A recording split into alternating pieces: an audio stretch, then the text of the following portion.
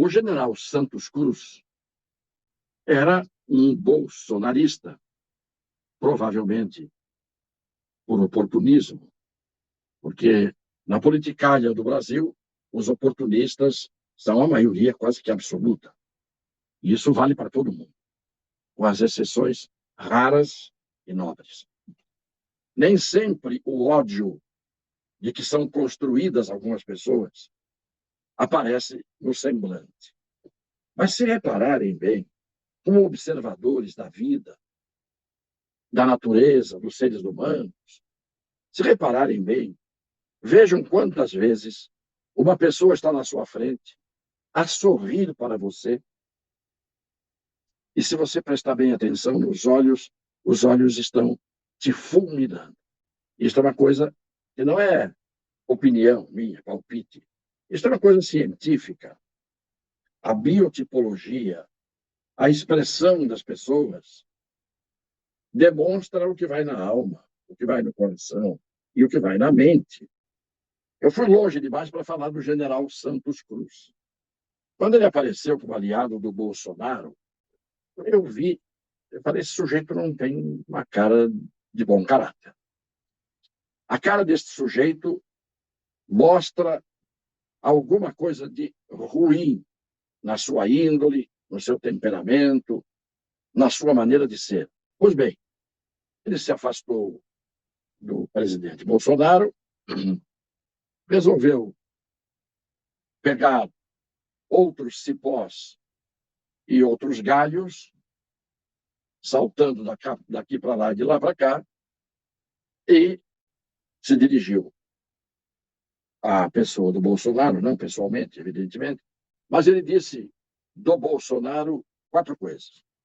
Bolsonaro é covarde, Bolsonaro é canalha, Bolsonaro é traidor e Bolsonaro é criminoso.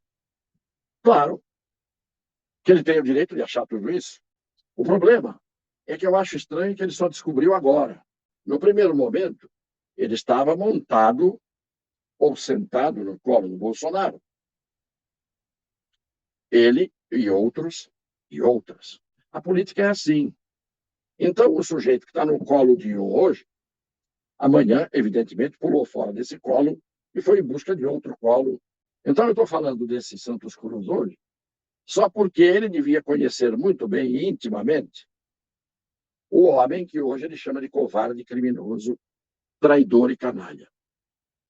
Como ele pulou do colo do Bolsonaro, e ele devia saber, a cabeça dele ele achava tudo isso do Bolsonaro, ele, no mínimo, tinha uma vocação semelhante a tudo isso que ele está dizendo, para estar junto de uma pessoa que ele sabia que era canalha, traidor, criminoso e covarde. Ficou feio o general Santos Cruz. Não é uma atitude viril, máscula, de um homem sério, de um general estrelado. Não é uma conduta de uma pessoa madura, estudada, equilibrada. Ficou muito feio, porque ele pode até ter razão. Bolsonaro pode ser tudo isso, mais alguma coisa. Mas ele, evidentemente, que sabia. Se ele disse isso agora, ele descobriu isso, não agora. Então, de covardes e traidores, o mundo está cheio. Aqueles que são covardes, traidores, criminosos, canalhas, como ele disse, e aqueles que apontam para os outros, porque são covardes, canalhas, traidores e criminosos.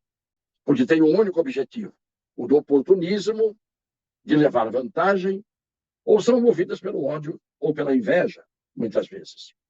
Comecem a reparar nas expressões das pessoas, naquilo que cada um de hoje está enlaçado com o outro, numa espécie de coito moral, e em que posição estavam esses que copulavam moralmente uns com os outros antes, e hoje se chutam, se digladiam, um escorraça o outro, e o contrário.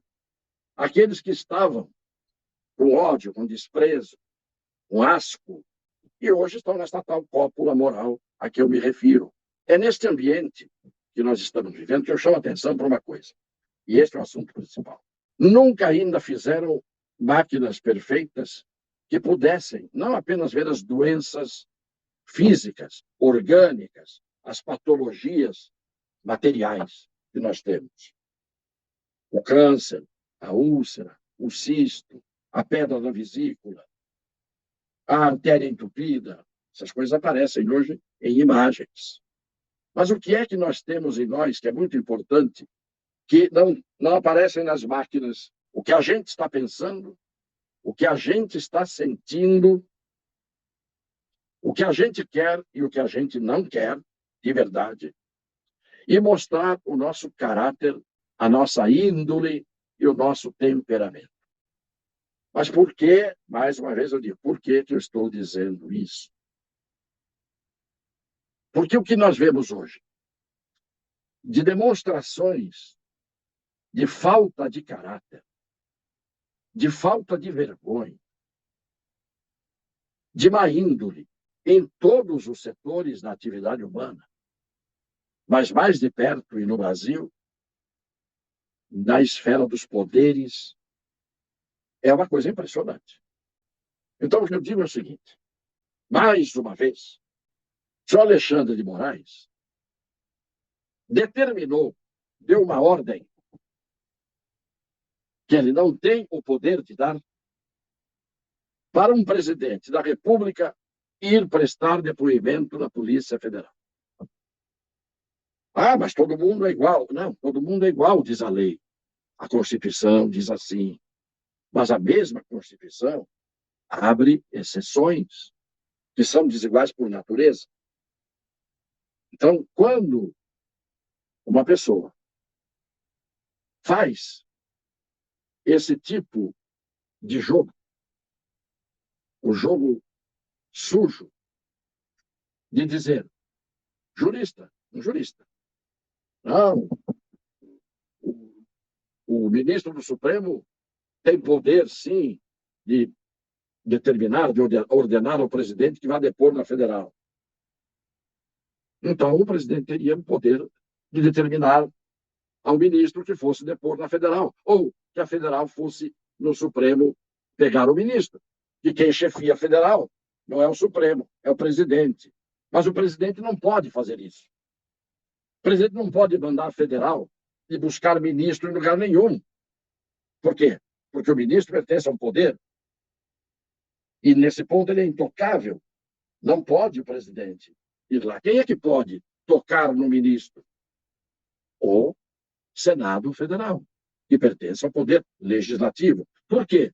Porque a mesma lei que diz que o presidente não pode ser tocado por um ministro do Supremo desta maneira, precisa primeiro o Senado autorizar. Do mesmo jeito, o presidente não pode mandar a federal, que ele chefia, ir lá dentro do Supremo ou dentro do Congresso Nacional cumprir uma ordem que o presidente não tem o direito de dar. Está bem claro isso?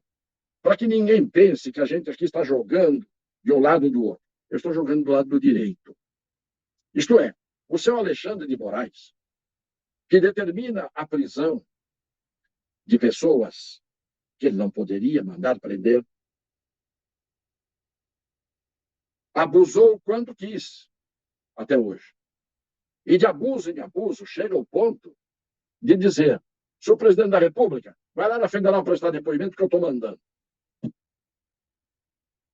Eu, se fosse o presidente, diria para o superintendente da Polícia Federal, vai lá na casa do senhor Alexandre de Moraes, pega ele e traz ele aqui. Eu sou o chefe da federal. Eu sou o chefe, mas eu não posso dar esta ordem. Porque esta ordem, se eu desse como presidente, é uma ordem manifestamente ilegal. Do mesmo jeito que ele, Alexandre de Moraes, não pode dar essa ordem. Porque esta ordem é manifestamente ilegal. E ninguém, dizem as leis, ninguém é obrigado a cumprir ordem manifestamente ilegal. Então, as leis não podem ser vistas só quando me interessam. Se a lei diz que eu não tenho obrigação de cumprir uma ordem ilegal, significa que quem dá uma ordem ilegal abusou do seu poder e passou por cima da lei. Quando a gente estuda medicina para ser médico, a gente tem que tratar os doentes. com o máximo do conhecimento que a gente tem. Quando a gente estuda direito, a gente tem que aplicar as leis e conhecer os limites que a gente tem por força das leis. O que a lei me permite, o que a lei não me permite. Porque a lei diz: ninguém é obrigado a fazer ou a deixar de fazer algo, salvo em virtude de lei. A lei tem que dizer, tem que fazer ou não tem que fazer. Este é o fundamento moral de as pessoas abrirem mão das ciências, dos seus conhecimentos, para justificar atitudes que são atitudes absolutamente ilegais, só porque isto favorece aos seus interesses. E aí juntam-se todos os adversários, todos os que querem se comer uns aos outros, nessa hora, para ficar a favor daqueles que dizem as maiores barbaridades. Quando, e eu sou coerente, quando o senhor Sérgio Moro determinou a condução coercitiva do Lula para ir, e mandou prender para ir para Curitiba, eu fui para a televisão e fui para a imprensa, dei a entrevista, cada entrevista que me pediram, dizendo: é uma ilegalidade absurda. Não cabe condução coercitiva do Lula, e o Lula não era presidente da República mais. O Lula era processado naquele processo.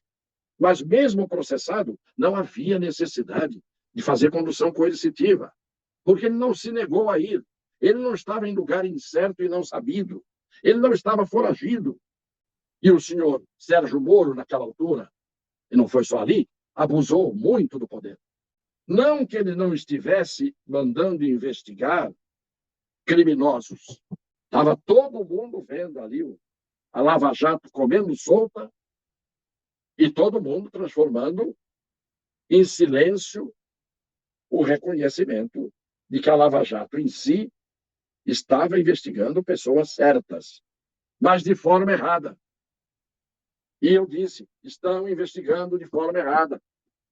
E foi por isso que se anularam os processos depois de tudo feito.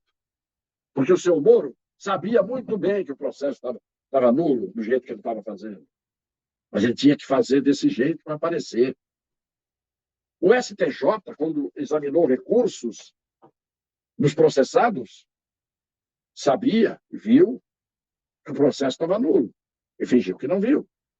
E o Supremo Tribunal Federal, os recursos que foram aos olhos dos ministrinhos, eles viram que estava nulo.